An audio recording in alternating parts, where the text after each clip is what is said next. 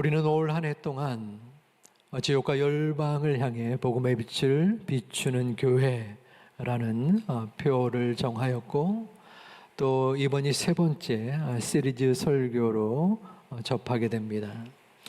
첫 번째 주일은 선교적 삶을 그저 살아가는 것이 아니라 그것을 넘어서 살아내는 적극적인 삶의 모습을 말씀을 나누었습니다. 두 번째는 지역사회 영육의 필요를 채우는 교회, 연약한 이들을 섬기고 그들에게 영혼을 살리는 복음을 전해야 함을 함께 말씀드렸습니다. 오늘은 세 번째입니다. 오늘의 설교 제목은 무엇일까요? 네, 우리 세 번째 지역 복음에 대한 설교 제목을 함께 봉독하겠습니다. 열방선교회 배정과 실천이 있는 교회. 아멘. 예수님께서 첫 번째 공생의 기간 동안 행했던 이적은 물을 포도주로 바꾸는 것이었습니다. 가나의 혼인잔치에서 있었던 일이죠. 그리고 그 후에 예루살렘 성전에 올라갔는데 유월절을 지키기 위함이었습니다. 유월절은 유대인의 3대 큰 절기 중에 하나였습니다. 모세가 애굽에서 이스라엘 백성들을 탈출시키고자 했습니다. 해방을 이끌었던 것이죠. 애굽 왕은 그 요청을 들어주지 않았습니다. 9번이나 재앙을 당하면서도 말입니다. 그래서 결국 하나님께서는 애굽의 장자들을 죽음으로 몰아가는 10번째 재앙을 내렸습니다. 하지만 이스라엘 백성들은 문설주에 어린 양의 피를 바름으로 그 재앙을 비껴갔습니다. 이를 기념하고자 마치 우리나라 8.15 광복절처럼 기념일로 정하는 것이 유월절인 것입니다. 유월절이 되면 이스라엘 각처에서 예루살렘으로 모여 예루살렘 성전에서 제사를 드리게 됩니다. 예수님 또한 이 유월절을 함께 지키고자 한 것입니다. 하지만 그 예수님의 눈앞에 보여지는 혼란스러운 광경이 생겨났습니다. 그것은 본문 14절에 소와 양과 비둘기 파는 사람들, 장사꾼이 성전 안에 있었던 것입니다. 그리고 돈 바꾸는 사람들, 환전상들도 그 성전에 가득 채워져 있었습니다. 거기는 이유가 있었습니다. 장사꾼들은 제사를 드릴 제물을 파는 사람들이었습니다. 당시에 제사를 드리기 위해서는 당연히 제물이 있어야 하는데 그 제물의 전제 조건이 있었습니다. 그것은 그 가축에 흠이 없어야 했습니다. 그리고 그 판결을 제사장들이 했습니다. 그런데 여기에 제사장들의 탐욕이 개입됐습니다. 제사장들과 그 장사꾼들과 결탁이 되어서 외부에서 멀리서 가져온 가축들은 일부러 흠이 없는데도 흠을 잡았습니다. 불합격 처리를 한 것이죠.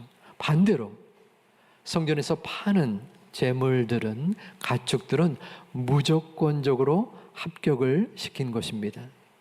당연히 사람들은 그 성전에서 파는 가축을 살 수밖에 없었죠.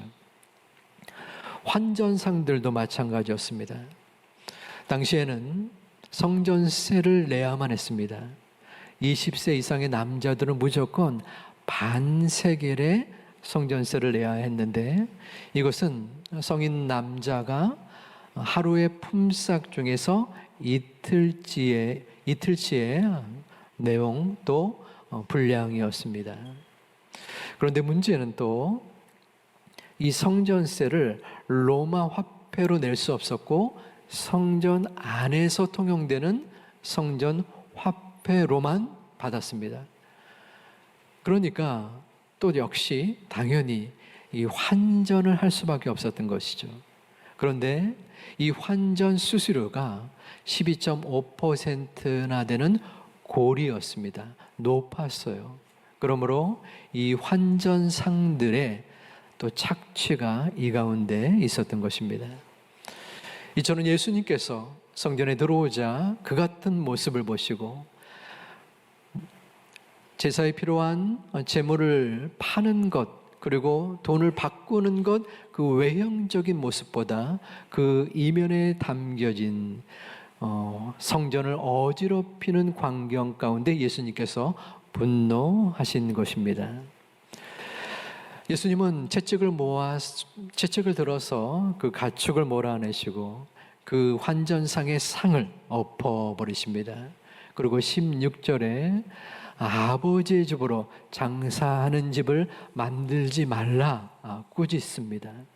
오늘 이 본문에서의 사건은 예수님께서 공생의 기간 동안에 가장 큰 분노를 일으킨 모습입니다. 그런데 이 예수님의 분노에는 또 다른 이유가 담겨져 있습니다. 같은 기사를 표현한 마가복음 11장 10절에서는 만민이 기도하는 집이라는 표현을 씁니다. 여기서 중요한 단어는 만민입니다. 만민은 모든 민족, 열방을 뜻합니다. 즉, 이 성전이 유대인들만 있는 것이 아니라 바로 이방인들에게도 해당이 되는 요소라는 것입니다.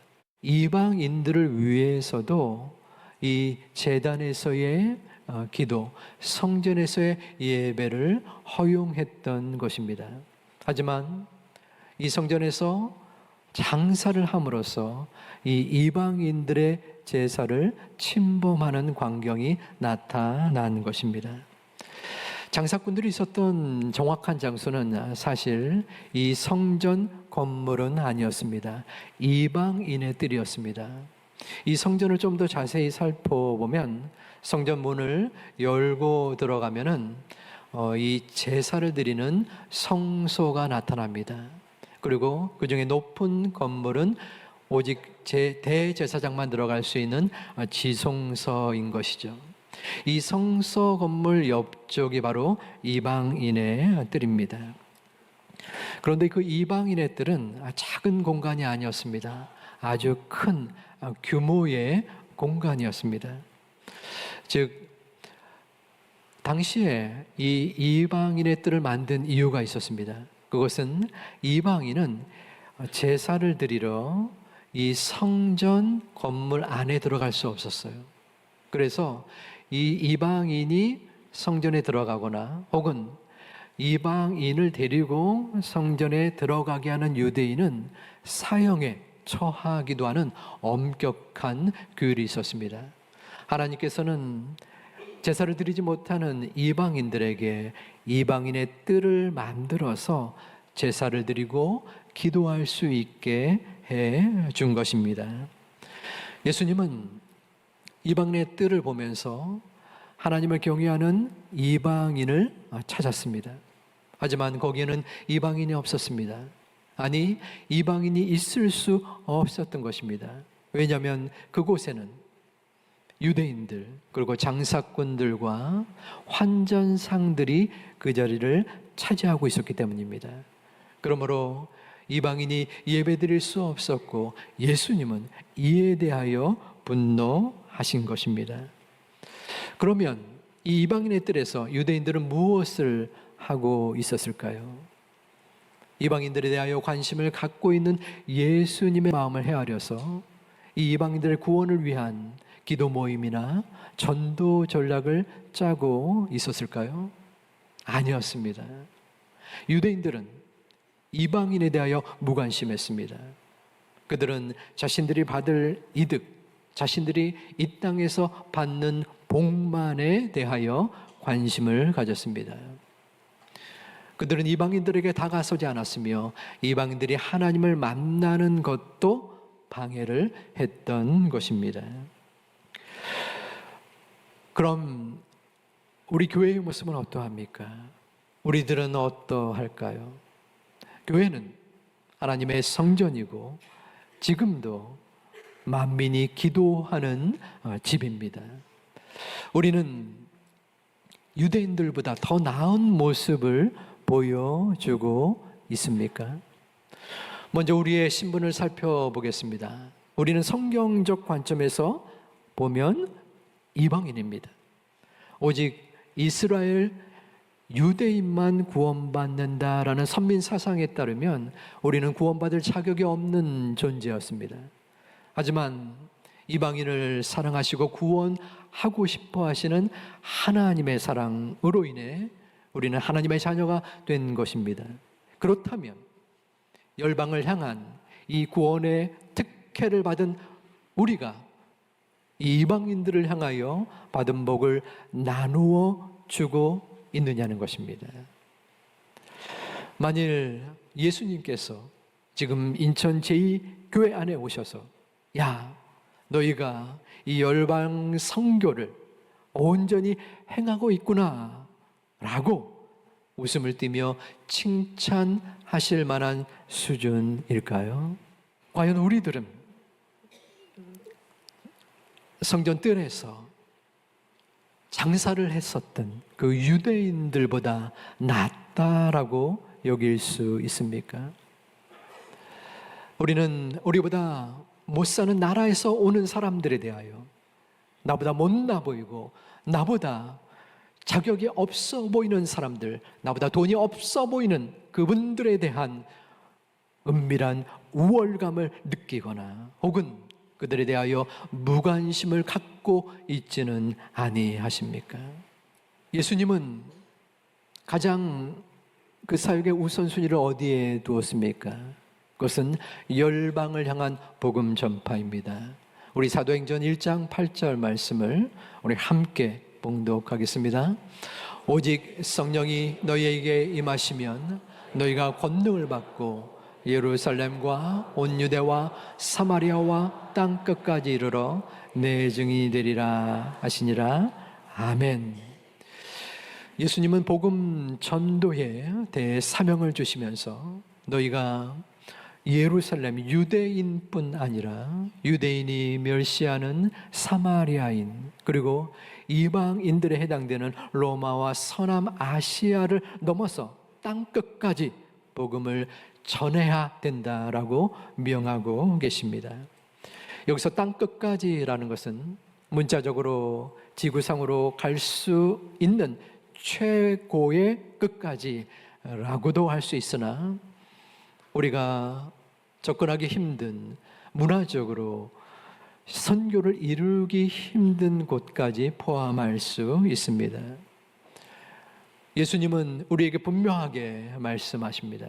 너희가 세상 끝날까지 땅 끝까지 이르러 내 증인이 되어야 한다. 이 말씀에 예수님, 제가 부족하지만 우리 교회가 연약하지만 온 마음을 다하여 또한 우리의 비전을 뿜고 그래도 최선의 노력을 다하였습니다. 노력하겠습니다. 앞으로도 함께 하시고 인도하여 주시옵소서. 주님 앞에 자신 있게 말할 수 있는 우리의 신앙 공동체가 되기를 주님의 이름으로 축원합니다. 예수님은 제자들에게 물음을 들었습니다. 예수님, 하나님의 나라가 회복될 때 예수님의 재림하실 때가 그 언제입니까? 예수님은 사도행전 1장 7절에서 이같이 답하셨습니다. 이르시되 때와 시기는 아버지께서 자기의 권한에 두셨으니 너희가 알 바 아니요. 그리고 나서 1장 8절에 오직 성령이 너희에게 임하시면, 주님이 재림하실 때는 너희의 알 바가 아니다. 오직 하나님께 달려있다라고 하신 것입니다. 하지만 마태복음 24장 14절에서는 그 예수님의 재림의 때를 분명하게 말씀하시고 있습니다. 그때가 언제일까요? 이 천국 복음이 모든 민족에게 증언이 될 때, 그 세상에 전파될 때 그제야 끝이 오리라. 천국 복음이 이 세상 끝날까지, 이 세상 끝까지 전파되면은 그때 그제야 예수님께서 재림을 하신다는 것입니다. 예수님께서 처음 이 땅에 오실 때 복음이 선포되었습니다. 그때를 예수님의 초림이라고 합니다. 그리고 예수님이 다시 이 땅에 오실 때 그때는 재림입니다. 지금 우리는 중간기에 살고 있습니다. 이 중간기에 어떠한 우리의 삶의 목적이 있을까요? 그것은 우리 크리스천들이 땅 끝까지 이르러 예수님의 증인이 되고 또한 복의 근원이 되어서 열방에게 복음을 전해야 하는 것입니다. 이것은 우리에게 주신 믿는 이들의 의무요 책임입니다. 예수 그리스도의 재림을 우리가 앞당길 수 있다는 것입니다. 예수님은 부활하셔 승천하신 후 지금 2000년이 지났습니다. 그런데 아직까지 예수님의 재림에 오지 아니하였습니다. 지금까지 9,900 민족에게 복음이 전파되었고 그리고 미전도 종족이 7,100개로 나타나 있습니다. 다시 말해 7,100 미전도 종족에게 복음이 전파될 때에 그때에 바로 예수님께서 다시 재림하신다는 것입니다. 그런데 왜 하나님께서는 직접적으로 복음이 전파되게 만드시고 바로 그 하나님의 나라가 회복되는 때를 이루지 아니하셨을까요? 혹시라도 하나님께서 능력이 없으셔서 허울 좋은 빌미를 만들어서 우리 인간에게 넘기신 것은 아닐까요? 그렇지는 않습니다. 예수님께서는 이 위대한 과업을 우리들에게, 교회들에게 맡기신 것입니다. 우리들이 세상 끝까지 복음을 증거할 때, 그래서 주님이 그 복음의 증거됨을 바라보시고 영광 중에 그분의 나라를 세우실 것입니다. 우리의 마음과 생각과 상관없이 복음이 전파되어진다면 그 주님이 이 땅에 오실 것이고 우리는 그날을 기쁨으로 맞이하여 볼 것입니다. 그것이 바로 우리가 맡겨진, 우리에게 주어진 복음 사역의 사명인 것입니다. 우리가 나의 힘과 능력으로 이루는 것이 아니라 하나님께서 우리에게 주신 책무입니다. 바로 우리의 힘으로 복음 전파, 주님의 재림이 이루어질 수 있다는 것입니다. 이 복음의 사명 끝까지 감당할 수 있는 우리 모두가 되어지기를 주님의 이름으로 축원드립니다. 중요한 것이 있습니다. 그것은 예수님의 재림을 사모하는 마음입니다. 우리들이 예수님의 재림을 위하여 노력하고 그 예수님의 재림을 앞당길 수 있는 역할을 하는 것인데 우리의 마음속에 그 재림을 바라보고 기대하는 마음이 없다면 무슨 소용이 있겠습니까? 여러분들은 그 예수님의 재림에 대한 간절한 갈망이 얼마나 있으십니까? 여러분의 관심은 어디에 있습니까? 이방인의 뜰에서 장사를 하고 자기 입속을 차렸던 그 유대인들처럼 이 땅에서 벌어지는, 이 땅에서 주어지는 복에만 관심을 두고 있지는 않습니까? 열방 선교의 많고 적음을 떠나서 선교는 좋은 것이니까 하면 좋고 안 해도 그만인 것, 나에게 중요하고 소중한 것은 우리 가족이 하나님의 도우심을 받아 편안하게 사는 것이다 라는 것에만 중점을 두고 있지는 않습니까? 하나님께서는 우리의 마음과 중심을 바라보고 계십니까? 물론 우리가 사는 이 세상에서 좀 더 안정되고 편안한 삶을 추구하는 것은 지극히 자연스럽고 당연한 일일 것입니다. 하지만 적어도 내가 하나님의 자녀요, 하나님의 백성이라면 그 나라의 주인이신 하나님의 관심을 다시 한번 일깨워 보고 또한 눈여겨 보아야 합니다. 하나님의 꿈, 하나님의 바람은 무엇입니까? 그것은 열방이 주님께로 돌아오는 것입니다. 하나님의 꿈이, 하나님의 관심이 우리의 비전이 되기 위해서는 어떻게 해야 합니까? 그것은 우리의 능력으로는 부적절합니다. 사도행전 1장 8절 다시 한번 본다면 중요한 단어가, 중요한 구절이 있는데 오직 성령이 너희에게 임하시면입니다. 선교는 하나님이 계획하시고 하나님이 이루시는 하나님의 사역입니다. 성령께서 주시는 권능을 우리가 받을 때에 우리는 진정한 복음의 역군이 될 수 있는 것입니다. 그러므로 우리는 성령의 함께 하심을 원하고 기도해야 합니다. 아버지 하나님, 부족하지만 연약한 저의 마음과 행위 가운데 성령께서 도와주시고 성령께서 함께 하여 주시옵소서. 그리하여 주님 앞에 증인된 삶을 살아갈 수 있는 저와 우리 교회가 되게 하여 주시옵소서. 여기서 증인이라는 것은 하나님께서 이루시는 소중한 단어인데요, 마르티스라는 헬라어입니다. 그런데 이 증인은 말 그대로 내가 보고 들은 바를 그대로 전하는 뜻인 동시에 순교자를 가르칠 때 쓰여지기도 합니다.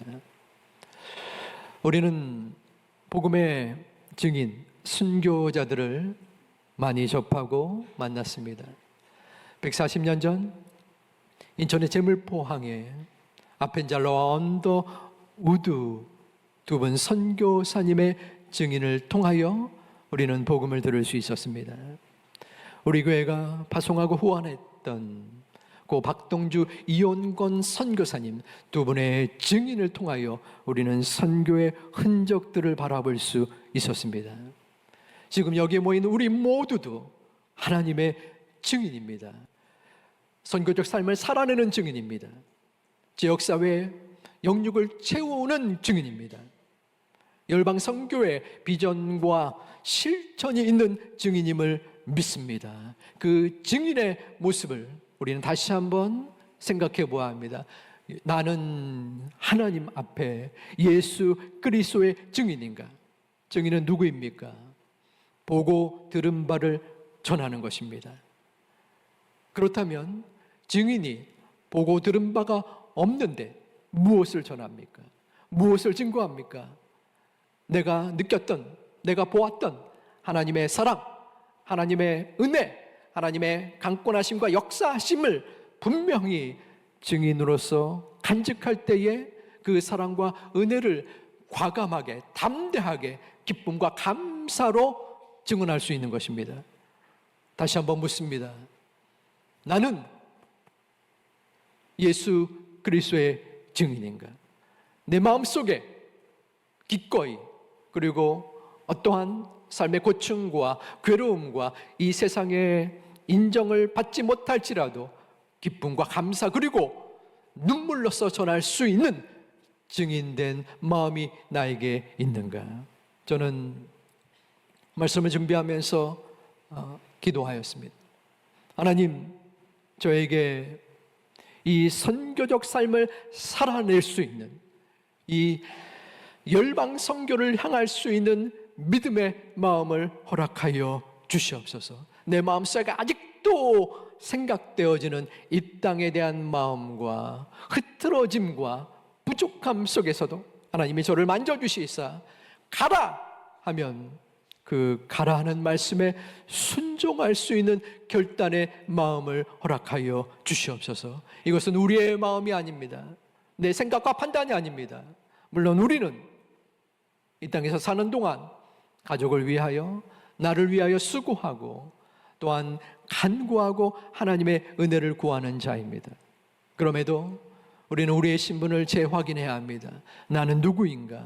나는 하나님의 백성인 것입니다. 선교는 오직 하나님께서 본질로서 교회가 해야만 하고, 그것을 미루거나 그것을 실행하지 못한다면 하나님께서 주신 은혜의 복이 벗어날 수도 있는 엄청난 우리의 경고이기도 합니다. 소중한 우리 제2가족 여러분, 다시 한번 올 한 해에 우리의 신앙의 목표를 생각하며 교회가 하나님 나라 건설을 위하여 복음의 수고와 노력을 다하다는 마음속의 생각을 품고 기쁨으로 나아갈 수 있는 우리 모두가 되어지기를 주님의 이름으로 축원합니다.